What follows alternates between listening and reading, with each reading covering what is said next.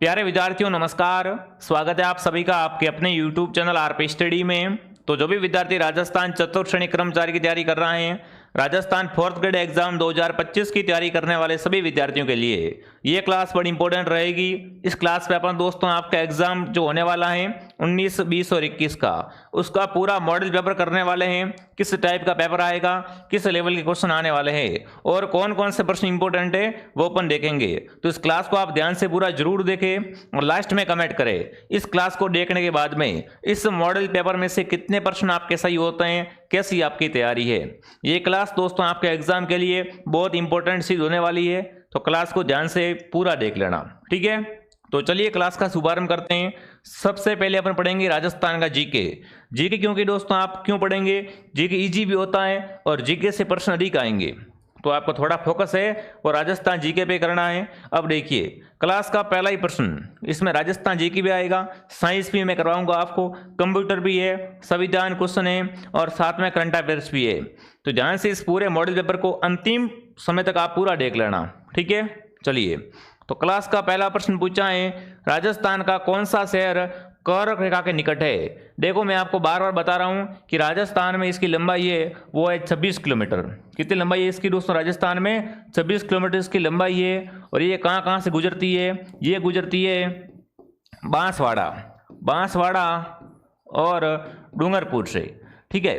अब अगर आपसे ये पूछता ना कि राजस्थान में कर्क रेखा कहाँ से गुजरती है, तो दोनों में से एक ऑप्शन आता, बट यहाँ पर ऑप्शन 2 आ गए हैं। यहाँ पर आपसे पूछा है कर्क रेखा के निकट कौन सा शहर है, तो आपका उत्तर क्या हो जाएगा, आपका उत्तर रहेगा बांसवाड़ा, ठीक है ना।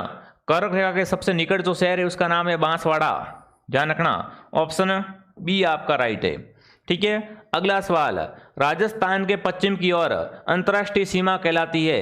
राजस्थान की दोस्तों जो पश्चिम की ओर की अंतर्राष्ट्रीय सीमा है ना, उसे क्या कहते हैं, मैकमोहन रेखा, कर्क रेखा, रेड क्लिफ रेखा, इनमें से कोई नहीं।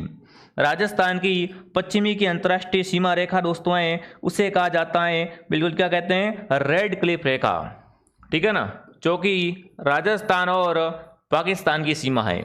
किसकी सीमा है, राजस्थान और पाकिस्तान की सीमा है। अगर इसकी लंबाई पूछे तो 1070 किलोमीटर क्या है दोस्तों, इस रेड क्लिफ रेखा की लंबाई है, ठीक है। ऑप्शन सी आपका राइट है। ऐसा प्रश्न आ सकता है कि रेड क्लिफ रेखा किन किन देशों के बीच में है, तो वहां पर उत्तर आएगा भारत पाकिस्तान, उसको आपको सही करना है, ठीक है। ऑप्शन क्या रहेगा यहाँ पर, सी ऑप्शन। सभी विद्यार्थी साथ साथ में कमेंट करेंगे ताकि पता चल सके कि आपकी तैयारी है वो किस लेवल की है, ठीक है। अगला सवाल, जोधपुर में स्थित बहू जी का तालाब को निम्न में से किस नाम से जाना जाता है। बहू जी का तालाब है ना, इसे और क्या कहते हैं, स्वरूप सागर तालाब, सौभाग्य सागर तालाब, मोटा सा तालाब, इनमें से कोई नहीं। जोधपुर में क्या बना हुआ है दोस्तों, बहू जी का तालाब है और इसे क्या कहते हैं, इसे स्वरूप सागर तालाब के नाम से भी जाना जाता है। तो ऑप्शन क्या हो जाएगा यहाँ पर, ए ऑप्शन आप सबका एकदम सही हो जाएगा। अगला सवाल, किस मंदिर को झारखंड वैजनाथ के नाम से जाना जाता है। कमेंट करेंगे दोस्तों, झारखंड वैजनाथ के नाम से कौन सा मंदिर प्रसिद्ध है। सारणेश्वर महादेव, जयपुर में स्थित गोविंद जी का मंदिर, झुंझुनू में स्थित रानी सती का मंदिर, या इनमें से कोई नहीं। कमेंट करेंगे कि निम्न में से किस मंदिर को विद्यार्थियों झारखंड का या झारखंड वैजनाथ के नाम से जानते हैं। तो झारखंड वैजनाथ के नाम से प्रसिद्ध दोस्तों हैं सारणेश्वर मंदिर। सारणेश्वर महादेव जी का मंदिर है ना, इसे क्या बोलते हैं, बिल्कुल झारखंड वैजनाथ के नाम से जाना जाता है।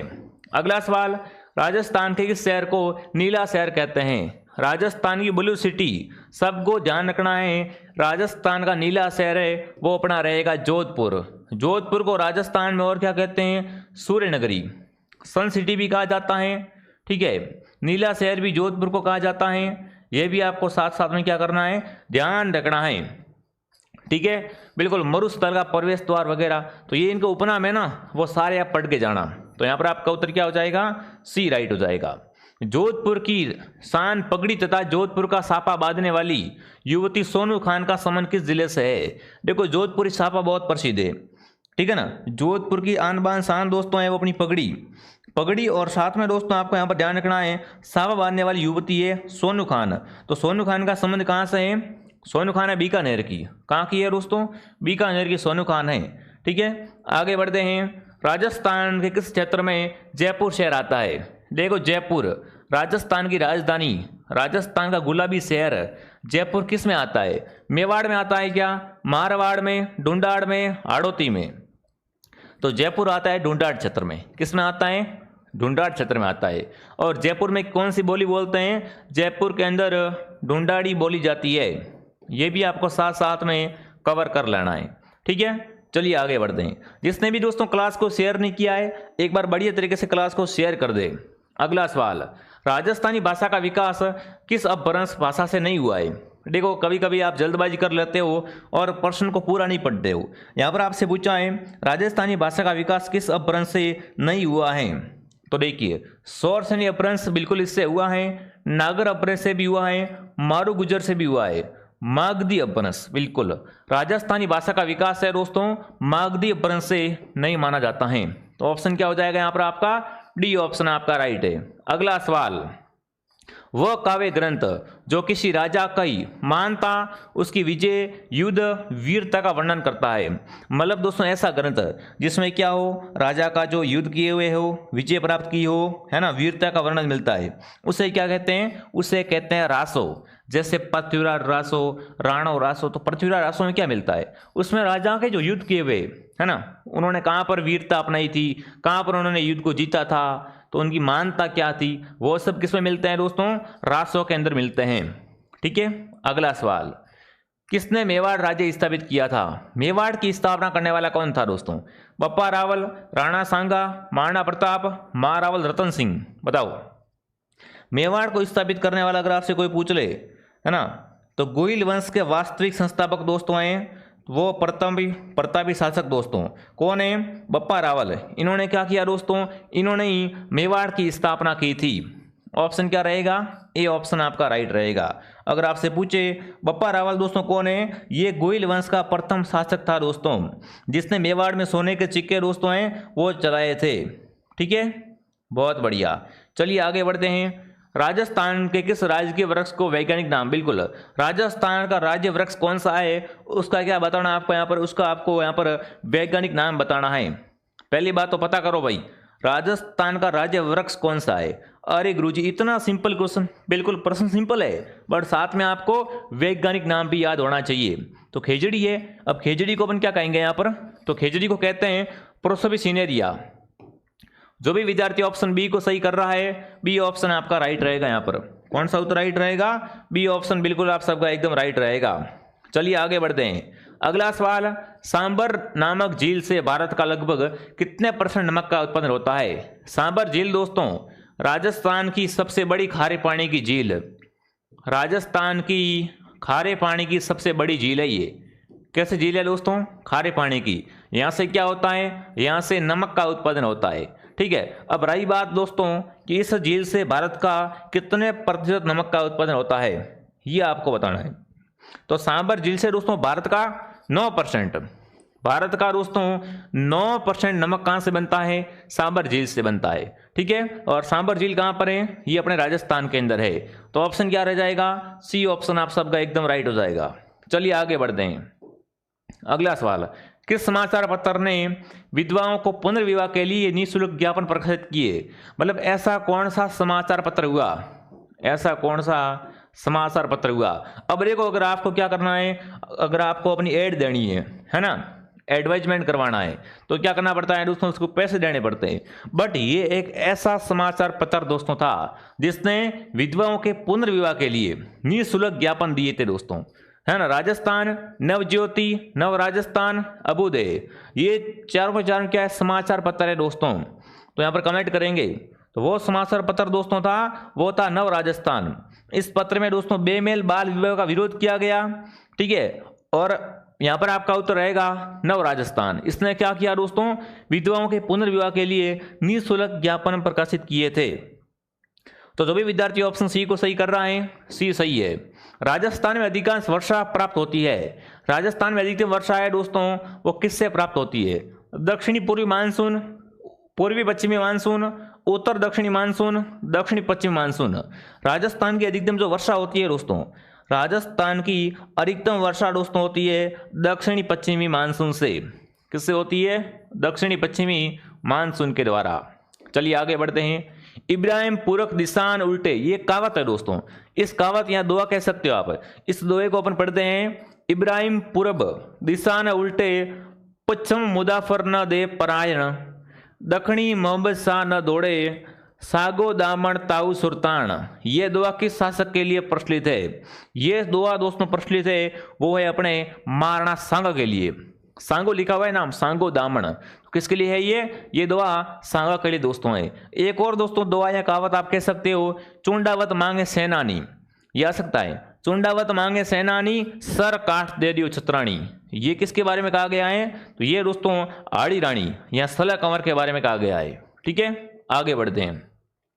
गंगाबाई नामक स्वतंत्र सेनानी किस प्रजामंडल से संबंधित है? फटाफट कमेंट करेंगे। गंगाबाई नामक क्या थी दोस्तों? एक स्वतंत्र सेनानी थी। इनका संबंध है नाथद्वारा से। कहाँ से इनका संबंध दोस्तों है? नाथद्वारा से इनका संबंध है। अगर आपको ये क्लास दोस्तों पसंद आ रही है तो क्लास को लाइक एंड सब्सक्राइब जरूर करें, ताकि आपको ऐसी ऐसी क्लासें वो और भी साथ साथ में मिलती रहे।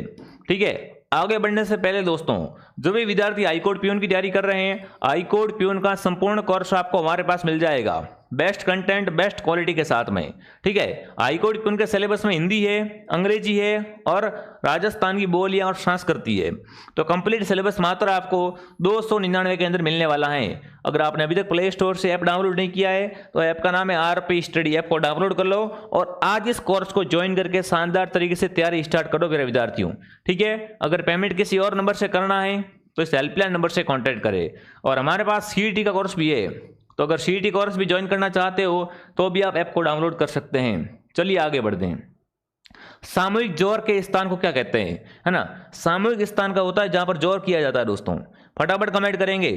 बाईसा का थान, पतिव्रता स्त्री का थान, जीजा जी का थान, सती का थान। फटाफट कमेंट करेंगे, सामूहिक जोर के स्थान को क्या कहते हैं दोस्तों? बाईसा के थानों पर रखी गई मूर्तियां हैं, उसे बाईसा की पुतलियां कहा जाता है। इन पर मंदिर भी दोस्तों चढ़ती है, मदिरा चढ़ाई जाती है। ठीक है, और यहाँ पर दोस्तों अगर बात करें तो सामूहिक जोहर का स्थान होता है ना, उसे कहते हैं बायसा का स्थान। क्या कहते हैं? बायसा का स्थान कहा जाता है। अगला सवाल देखिए दोस्तों, अगला प्रश्न पूछा है, किस संगीतज्ञ को ज्योति मोती के नाम से जाना जाता है? ज्योति मोती दोस्तों, तो ज्योति मोती है वो है मोतीराम ज्योतिराम। बिल्कुल, मोतीराम ज्योतिराम को क्या कहते हैं दोस्तों? ज्योति मोती के नाम से जाना जाता है। अगला सवाल, मांगणियार एवं लांगा लोक कलाकारों को प्रख्यात करने का श्रेय दिया जाता है। कमेंट करेंगे दोस्तों। मांगणियार और जो है ना लांगा के लोक कलाकार होते हैं, इनको प्रख्यात किसने किया है? तो इनको प्रख्यात किया है कोमल कोठारी ने। किसने किया है दोस्तों? कोमल कोठारी ने इनको बहुत प्रसिद्ध किया है। अगला सवाल पूछा है, EAD जलवायु पाई जाती है। कमेंट करेंगे दोस्तों। EAD प्रकार की जलवायु है वो कहाँ पाई जाती है? तो ये पाई जाती है दोस्तों बाड़मेर और जैसलमेर में। EAD ध्यान रखना, EAD बहुत बार आ चुका है एग्जाम में। EAD प्रकार की जलवायु है बाड़मेर और जैसलमेर के अंतर्गत पाई जाती है। ठीक है, अगर आपको ये क्लास दोस्तों पसंद आ रही है तो क्लास को लाइक एंड सब्सक्राइब जरूर करें। क्लास को ध्यान से कंप्लीट पूरा देखें। राजस्थान के सभी शहीदों की प्रतिमाएं बनाने वाले मूर्तिकार विजेंद्र सिंह का संबंध किस जिले से है? विजेंद्र सिंह दोस्तों क्या करते हैं? सभी शहीदों की प्रतिमा बनाते हैं दोस्तों, और इनका संबंध है वो किस जिले से हो जाएगा? वीरेंद्र सिंह दोस्तों है ना, फटाफट कमेंट करेंगे। भारत में सर्वाधिक दोस्तों सैनिक व शहीद सैनिकों का जिला है वो झुंझुनू है। ठीक है, और यहीं के रहने वाले हैं, तो आपका उत्तर रहेगा झुंझुनू। क्या रहेगा? झुंझुनू ऑप्शन आपका राइट है। अगला सवाल, कोपेन के जलवायु प्रदेश का वर्गीकरण का आधार क्या है? कोपेन ने क्या किया है दोस्तों? राजस्थान की जलवायु का वर्गीकरण किया है, और इसका आधार किसे माना है वो आपको बताना है। वनस्पति को, वर्षा को, तापमान को या वायुदाब को? कोपेन के जलवायु वर्गीकरण का आधार दोस्तों है वो है वनस्पति। क्या है मेरे विद्यार्थियों? वनस्पति। जो भी वनस्पति कमेंट कर रहा है, वनस्पति ऑप्शन आप सबका एकदम राइट है। ठीक है, बहुत बढ़िया। वनस्पति के आधार पर इन्होंने क्या किया है दोस्तों? वर्गीकरण किया है। चलिए आगे बढ़ते हैं। वर्षा को जलवायु प्रदेशों के वर्गीकरण का आधार किसने माना है? फटाफट कमेंट करेंगे। वर्षा को दोस्तों जलवायु वर्गीकरण का आधार है वो किसने माना है? तो वो माना है ट्विथ हार्ता ने। किसने माना है दोस्तों? ट्विथ हार्ता ने जो वर्गीकरण किया है ना, उसका आधार वर्षा है। ठीक है, और कोपेन का पूछे तो कोपेन का है वनस्पति। दो बात आपको ध्यान रखनी है। अगला पूछा है BWHW से अभिप्राय है, ये एक प्रकार की जलवायु दोस्तों होती है, ठीक है। फटाफट कमेंट करेंगे BWHW है उसका अर्थ क्या होता है, फटाफट कमेंट करेंगे। BWHW का जो अर्थ होता है दोस्तों वो होता है शुष्क उष्णकटिबंधीय मरुस्थल। क्या होता है? शुष्क उष्णकटिबंधीय मरुस्थल को क्या कहते हैं? इसे दोस्तों BWHW कहा जाता है, ठीक है। आगे बढ़ें, बहुत बढ़िया। अगला सवाल, बाफ बॉर्डर्स युग का संबंध है, बाफ बॉर्डर का संबंध है वो बिल्कुल किससे हो जाएगा? जीरासुक युग से, साइलूरियन से, कार्बोनिफेरस से, डिवानियन से। बताओ, जुरासिक युग का संबंध दोस्तों है वो किससे हो जाएगा? वो रहेगा कार्बोनिफेरस से। जो भी कार्बोनिफेरस बता रहा है सी बता रहा है, सी ऑप्शन आपका सही है। अगला पूछा है राजस्थान में कौन सी जलवायु नहीं पाई जाती है? बताओ भाई, राजस्थान में कौन सी जलवायु है दोस्तों वो नहीं पाई जाती है? तो देखिए, शुष्क पाई जाती है, अर्धशुष्क भी है, आर्द्र भी है, बट ध्रुवीय वनस्पति, बिल्कुल ध्रुवीय जलवायु है ना, राजस्थान के अंदर ध्रुवीय जलवायु है वो नहीं पाई जाती है। तो जो भी विद्यार्थी ऑप्शन डी को सही कर रहा है, डी ऑप्शन आपका राइट है यहाँ पर, ठीक है। चलिए आगे बढ़ते हैं। अगला सवाल, गौरी शंकर हरिचंद ओझा राजस्थान के प्रसिद्ध व्यक्ति थे दोस्तों, उनका नाम किस क्षेत्र में जाना जाता है? बात करेंगे अपन दोस्तों यहाँ पर गौरी शंकर ओझा के बारे में। ये दोस्तों क्या है, बहुत ही प्रसिद्ध व्यक्ति है और इनका संबंध किस क्षेत्र से है? तो इनका संबंध इतिहास से, इतिहास और पुरातत्व से, ठीक है ना। गौरी शंकर ओझा का संबंध दोस्तों है किससे है? इतिहास और पुरातत्व से हो जाएगा। आगे बढ़े, राजस्थान के प्राचीनतम तिथियुक्त मंदिर कौन सा है? बताओ, राजस्थान में प्राचीनतम दोस्तों तिथियुक्त मंदिर है, उसका नाम है शीतलेश्वर मंदिर, जो कि कहाँ पर है? चंद्रभागा। जो भी ऑप्शन ए को कमेंट कर रहा है, ऑप्शन ए आपका राइट है। अगला, मत्स्य संघ में कौन कौन सी रियासतें शामिल नहीं थी? अलवर, सवाई माधोपुर, करौली या भरतपुर। यहाँ पर अगर देखें ना, मत्स्य संघ में दोस्तों कौन शामिल नहीं था? तो यहाँ पर सवाई माधोपुर नहीं था इसमें, इसके अंदर सवाई माधोपुर दोस्तों हैं वो शामिल नहीं था, ठीक है। मत्स्य संघ दोस्तों एकीकरण का पहला चरण है, ठीक है, जो कि 18 मार्च 1948 को, ध्यान रखना भाई, लिख देता हूं मैं, 18 मार्च 1948 को क्या हुआ था दोस्तों? मत्स्य संघ का गठन हुआ था, ठीक है। उसके बाद दोस्तों यहाँ पर अगर बात करें इसमें कौन कौन था? अलवर, भरतपुर, धौलपुर, करौली मिलकर इसका निर्माण हुआ था, ठीक है, बहुत बढ़िया। हाँ जी, चलिए आगे बढ़ते हैं। अगला सवाल, और मत्स्य संघ की राजधानी पूछे तो अलवर क्या थी दोस्तों? अलवर मत्स्य संघ की राजधानी थी, ठीक है। आगे बढ़ते हैं। अगला सवाल आपके सामने, खसघास पाई जाती है राजस्थान के अंदर, खसघास कहाँ पाई जाती है? ये क्या है दोस्तों? एक सुगंधित पौधा होता है जिसका वानस्पतिक नाम दोस्तों है वो है वेटिरिया जिनोइडियस, ठीक है। पेड़ों की जड़ का उपयोग विशेषकर प्रकार के पदार्थ बनाने में होता है। खसघास की दोस्तों जो होती है ना, ये भरतपुर अजमेर में खूब उगती है। कहाँ उगती है दोस्तों? भरतपुर अजमेर में ये घास है वो खूब उगती है। तो यहाँ पर जो आपका उत्तर रहेगा, खसघास कहाँ पाई जाती है, एक बार तो अपन लिखेंगे, तो यहाँ पर आपका ऑप्शन क्या रहेगा? सवाई माधोपुर रहेगा, ठीक है, बिल्कुल सवाई माधोपुर है, भरतपुर है, अजमेर है, तो यहाँ पर आपका उत्तर हो जाएगा सवाई माधोपुर। अगला सवाल, किस अभियान में प्रसिद्ध धार्मिक स्थल है? धार्मिक स्थल कहाँ पर? फटाफट कमेंट करेंगे। धार्मिक स्थल दोस्तों, तो यहाँ पर जो आपका उत्तर रहेगा रणथंभौर। रणथंभौर राष्ट्रीय पार्क कहाँ पर है? सवाई माधोपुर में दोस्तों है, ठीक है। तो यहाँ पर क्या है? एक धार्मिक स्थल भी है, ऑप्शन रहेगा बी उत्तर। ये क्या है दोस्तों? ये राजस्थान का प्रथम टाइगर, बिल्कुल प्रथम टाइगर प्रोजेक्ट है और राष्ट्रीय अभ्यारण्य भी है। अगर आपसे पूछे राजस्थान का पहला राष्ट्रीय अभ्यारण्य तो वो कौन सा है दोस्तों? वो है रणथंभौर। अगला, राजस्थान के गठन के समय दूसरे चरण में राजस्थान संघ की राजधानी कौन सी बनी थी? है ना, एकीकरण का पहला चरण दोस्तों था मत्स्य संघ, और मत्स्य संघ की राजधानी थी अलवर। बट मैं अब की बार क्या पूछ रहा हूँ आपसे, देखो राजस्थान का एकीकरण जो हुआ था ना, एकीकरण जो हुआ था 7 चरणों में हुआ था। कितने चरणों में हुआ था दोस्तों? 7 चरणों में हुआ था, ठीक है। उसमें से आप पूछा है कि दूसरे चरण की राजधानी कौन सी थी दोस्तों? तो दूसरे चरण की राजधानी थी वो आपकी हो जाएगी यहाँ पर, बिल्कुल ऑप्शन क्या आ रहा है सबका? बी आ रहा है। अरे मैं आपसे पूछ रहा हूँ दूसरे चरण की राजधानी थी वो कौन सी थी? फटाफट एक बार कमेंट करेंगे, देखते हैं आप सबका उत्तर क्या आता है। चलिए कमेंट सबका दोस्तों यहाँ पर क्या है आना चाहिए, तो यहाँ पर आएगा कोटा, कोटा लिखा हुआ है, ठीक है। आगे बढ़ते हैं। गतिशील रेत के टीले को राजस्थान में क्या कहते हैं? है ना, गतिशील रेत के टीले होते हैं ना, उन्हें राजस्थान की स्थानीय भाषा में क्या कहा जाता है? तो उन्हें कहते हैं दरियन। दरियन क्या होता है दोस्तों? गतिशील रेत के टीले होते हैं। ठीक है, बहुत बढ़िया। जैसलमेर में स्तनातीत बालू का स्तूप होते हैं, ये आपको ध्यान रखना है। आगे बढ़ते हैं। राजस्थान में कंटीले वनों की कई प्रकार की घास पाई जाती है, उनमें से सबसे प्रमुख घास कौन सी है ना? राजस्थान में कंटीले घासों में से सबसे प्रमुख घास होती है, उसका नाम दोस्तों होता है सेवान घास। कौन सी? सेवान घास दोस्तों। ठीक है, अगला देखिए दोस्तों, आगे बढ़ने से पहले जो विद्यार्थी राजस्थान सीईटी की तैयारी कर रहा है, सीईटी का संपूर्ण सिलेबस मात्र 599 के अंदर, सारा कोर्स एकदम कंप्लीट करवाया जाएगा। वीडियो लेक्चर मिलेंगे, पीडीएफ मिलेंगे, बढ़िया तरीके से आपको तैयारी करवाई जाएगी। तो प्ले स्टोर से आरपी स्टडी ऐप को डाउनलोड करें और आज इस बैच को ज्वाइन करें। अगर पेमेंट किसी और से करना है तो हेल्पलाइन नंबर से कॉन्टेक्ट करें। अगला सवाल, राजस्थान का क्षेत्रफल कितना है? बहुत इजी क्वेश्चन दोस्तों।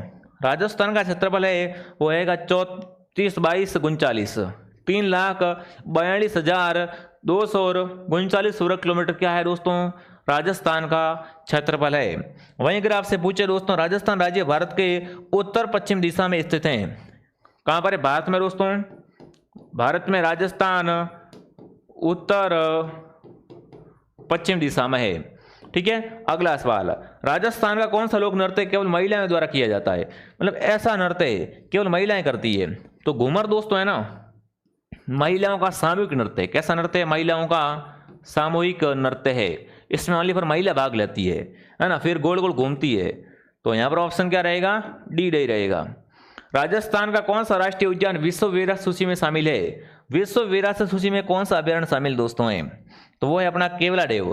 केवलादेव है ना, इसको पक्षियों का स्वर्ग बोलते हैं। क्या बोलते हैं इसे दोस्तों? पक्षियों का स्वर्ग कहा जाता है इसे। ठीक है, वहीं अगर बात करें ये कहां पर है दोस्तों, तो ये अपने भरतपुर में। कहां पर है दोस्तों? केवलादेव भरतपुर में है। ठीक है, आगे बढ़ते हैं। किस महाकाव्य की रचना महाकवि माघ ने की थी दोस्तों? महाकवि माघ ने है ना, महाकवि माघ का जन्म अगर आपसे पूछे तो भीनमाल में। इनका जन्म कहाँ हुआ था दोस्तों? भीनमाल में इनका जन्म हुआ था। ठीक है, और महाकवि माघ ने दोस्तों क्या किया था? शिशुपाल वध की रचना की थी। शिशुपाल वध किसका है? महाकवि माघ का है।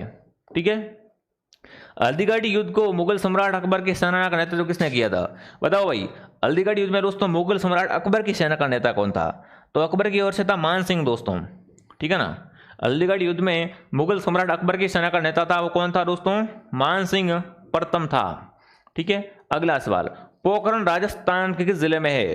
पोखरण में क्या हुआ था दोस्तों? राजस्थान का पहला परमाणु परीक्षण, भारत का पहला कह सकते हो, भारत का पहला परमाणु परीक्षण जो किया गया था वो कहाँ किया गया दोस्तों? बिल्कुल पोखरण में। और ये पोखरण है वो है जैसलमेर में। कहाँ पर है? जैसलमेर में। महाराणा प्रताप का दरबारी पंडित कौन था? महाराणा प्रताप का दरबारी पंडित दोस्तों था ना, वो उनका बचपन का फ्रेंड था और उसका नाम था चक्रपाणी मिश्र। क्या रहेगा उत्तर यहाँ पर? महाराणा प्रताप का दरबारी पंडित चक्रपाणी मिश्र था। ठीक है, बहुत बढ़िया। चलिए आगे बढ़े। अगला सवाल आपके सामने क्या पूछा है? महाराणा प्रताप का जन्म किस वर्ष हुआ था? महाराणा प्रताप की बात करें विद्यार्थियों, तो महाराणा प्रताप का जन्म दोस्तों हुआ था 9 मई 1540 को। ठीक है ना, 9 मई 1540 को दोस्तों महाराणा प्रताप का जन्म कुंभलगढ़ में। कहाँ पर दोस्तों? कटार, कुंभलगढ़ दुर्ग में, कटारगढ़ में, बादल महल में हुआ था। ठीक है, महाराणा प्रताप को मेवाड़ केसरी कहा जाता है। महाराणा प्रताप के बचपन का नाम कीका था। कीका क्या था दोस्तों? कीका इनके बचपन का नाम था। ठीक है, बहुत बढ़िया। और अगर आपसे पूछा महाराणा प्रताप का प्रथम बार राज्याभिषेक कहाँ पर हुआ था, तो वो हुआ था गोकुंदा में। ठीक है, बहुत बढ़िया। उदय सिंह थे वो महाराणा प्रताप के पिता थे दोस्तों। जयवंता बाई थी वो महाराणा प्रताप की माता थी। ठीक है, बहुत बढ़िया। चलिए आगे बढ़े। बहुत बढ़िया, बहुत बढ़िया, आगे बढ़ते हैं। अगला, दौसा शहर किस पहाड़ी पर बसा हुआ है? यहाँ दौसा शहर का नाम किस पहाड़ी के नाम पे पड़ा? तो दौसा शहर का नाम दोस्तों पड़ा है देवगिरी पहाड़ी के नाम पे। देवगिरी पहाड़ी के नाम पे दौसा का नाम दौसा पड़ गया। कृत्रिम उपग्रह प्रेक्षण करने वाला प्रथम देश कौन सा है? बहुत बेहतरीन प्रश्न आपसे पूछा है दोस्तों। कृत्रिम उपग्रह प्रक्षेपण करने वाला प्रथम देश है वो है रूस। क्या आएगा उत्तर यहाँ पर? रूस ऑप्शन एकदम सही रहेगा। अगला, दुग्धजनक हार्मोन का स्त्राव कहाँ पर होता है? दुग्धजनक जो दोस्तों हार्मोन होते हैं उनका स्त्राव होता है वो होता है दोस्तों पीयूष ग्रंथि में। कहाँ पर होता है? लैक्टिजन हार्मोन पीयूष ग्रंथि के आगे वाला भाग निकलता है। जो यहाँ पर तो आपका उत्तर रहेगा पीयूष ग्रंथि। क्या रहेगा? पीयूष ग्रंथि। आगे बढ़ते हैं। निम्नलिखित में से मानव शरीर का वह अंग कौन सा है जो जल के संतुलन के लिए उत्तरदायी है? जल का संतुलन कौन करता है दोस्तों? तो वो करता है गुर्दे। गुर्दे क्या करते हैं दोस्तों? जल का संतुलन बनाते हैं। अगला सवाल आपके सामने कंप्यूटर से पूछा है, ओहदा कंप्यूटर सत्र के कार्य करने के लिए कौन सा प्रोग्राम अनिवार्य है? ओहदा कंप्यूटर होता है दोस्तों, बिल्कुल, है ना। हाँ, तो यहाँ पर आपसे ये पूछा है, ये ओहदा बिल्कुल नहीं है, यहाँ पर पूछा है कंप्यूटर तंत्र के कार्य करने के लिए, कंप्यूटर तंत्र के कार्य करने के लिए कौन सा प्रोग्राम अनिवार्य होता है? तो वो होता है ऑपरेटिंग सिस्टम। ऑपरेटिंग सिस्टम से क्या होता है दोस्तों? कंप्यूटर है वो कार्य कर पाता है। ठीक है, ये तो इसका मैन है। इंफॉर्मेशन और कमांड कैप्चर करने के लिए किस इक्विपमेंट का प्रयोग किया जाता है? इंफॉर्मेशन और दोस्तों कमांड एक्टिव करने के लिए होता है, वो होता है बिल्कुल इनपुट डिवाइस। कौन सा होता है? Input device. अगला सवाल, इनमें से कौन सा हार्डवेयर का भाग नहीं है? मॉनिटर, सेमीकंडक्टर, मेमोरी, लैन, कीबोर्ड। हार्डवेयर का भाग कौन सा नहीं है दोस्तों? तो हार्डवेयर का भाग है वो लैन नहीं होती है। जो भी लैन कमेंट कर रहा है सी बता रहा है, सी ऑप्शन बिल्कुल आपका राइट है। अगला पूछा है, सुपर कंप्यूटर का प्रयोग निम्न में से किस अनुप्रयोग के लिए किया जाएगा? सुपर कंप्यूटर का जो प्रयोग किया जाता है दोस्तों वो किसके लिए किया जाएगा? मौसम पूर्वानुमान के लिए। मौसम कब बारिश होगी, मौसम कैसा है, ठीक है, यही। वह डिवाइस कौन सी है जो कंप्यूटर सिस्टम बनाती है और उन्हें आप देख या छू सकते हैं, है ना? वह डिवाइस कौन सी होती है दोस्तों जो कंप्यूटर का सिस्टम बनाती है और जिन्हें अपन देख और छू भी सकते हैं? तो वो होते हैं हार्डवेयर। क्या होते हैं दोस्तों? हार्डवेयर ऐसे सिस्टम होते हैं। ठीक है, तो अगला पूछा, ऑपरेशन सिंदूर कब प्रारंभ किया गया था? ऑपरेशन सिंदूर बाई करंट का क्वेश्चन है, बहुत अच्छा प्रश्न दोस्तों पूछा आपसे। तो ऑपरेशन सिंदूर आपका हुआ था 7 मई को। 7 मई 2025 को ऑपरेशन सिंदूर प्रारंभ किया गया था। अगला सवाल, भारतीय ओलंपिक संघ की प्रथम महिला अध्यक्ष कौन थी? ओलंपिक संघ की प्रथम महिला अध्यक्ष थी दोस्तों पीटी उषा। ठीक है, 31 मार्च 2025 तक भारत की कुल स्थापित नवीनीकरण ऊर्जा क्षमता कितनी है? यहाँ पर कमेंट करेंगे। 31 मार्च 2025 तक भारत में कुल स्थापित नवीनीकरणीय ऊर्जा क्षमता है दोस्तों, वो है यहाँ पर 220.10 गीगावाट। ठीक है, विकसित कृषि संकल्प अभियान 2025 कब और कहाँ से स्टार्ट हुआ था? तो ये अपने स्टार्ट किया गया है दोस्तों, है ना। विकसित कृषि संकल्प पे दोस्तों है, ये अपने स्टार्ट हुआ है 29 मई 2025 से ओडिशा से। कहाँ से स्टार्ट हुआ है? ओडिशा से। ठीक है, तो ये अपनी क्लास थी। फटाफट तरीके से कमेंट करेंगे क्लास दोस्तों आपको कैसी लगी। सारे के सारे वेरी वेरी इंपॉर्टेंट क्वेश्चन दोस्तों हैं, अच्छे से आप इनको पढ़ लेना, याद कर लेना दोस्तों। ठीक है, और मैं बहुत जल्द आपके लिए कंप्यूटर की बहुत बढ़िया क्लास लेके आने वाला हूँ, तो कंप्यूटर की क्लास भी आप देख लेना पूरी ध्यान से। जो क्लासें आ रही है सारी क्लास से आप देखा करो, बढ़िया तरीके से उनको रिवीजन किया करो, ताकि आपके नंबर वो अच्छे आए और इस बार क्या हो जाए दोस्तों, बेड़ा पार हो जाए। इससे अच्छी भर्ती नहीं आएगी, पहले बता रहा हूँ। इतने अच्छे खासे पद है और राजस्थान में पहली बार आए। ठीक है, तो अगर आप चतुर्श्रेणी का कोर्स लेना चाहते हो तो 449 में मिल जाएगा, और हाईकोर्ट प्यून का कोर्स है वो मात्र 299 के अंदर है। अगर हाईकोर्ट प्यून के में फॉर्म भर दिया है ना, तो बहुत बढ़िया काम किया है, तैयारी स्टार्ट कर दो। ठीक है, ऐप डाउनलोड कर लो, आरपी स्टडी। सीईटी का कोर्स भी मिल जाएगा हमारे पास में, सीईटी की तैयारी भी स्टार्ट कर लो, नहीं तो फिर आगे वाला एग्जाम है वो नहीं बैठ पाओगे आप। ठीक है, तो चलिए जिसने भी टेलीग्राम ज्वाइन किया टेलीग्राम ज्वाइन कर लो। मैं आपको मिलता हूँ नेक्स्ट क्लास में। जय हिंद, जय भारत।